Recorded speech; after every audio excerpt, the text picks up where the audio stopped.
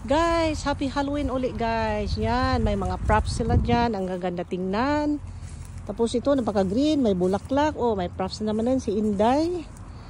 Yan, mga maliit yan siya nga mga pumpkin guys. Tapos may puti. Tapos ito, puti siya nga klaseng pumpkin guys. Parang honeydew melon. Look at this guys. Ang dami talaga.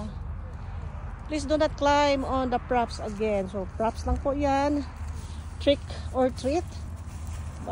Whatever, wala lang laglag dyan kasi syempre papatong ka dyan, mahuhulog ka dyan, mamukmo, ilong din ha. Okay, ito guys, may focus natin si halaman.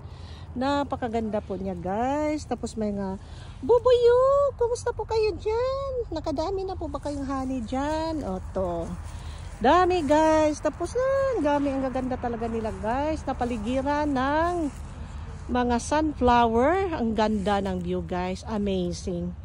Uy, si Manang may bit-bit nga cart. Okay guys, thank you for watching. See you my next vlog. Bye-bye you.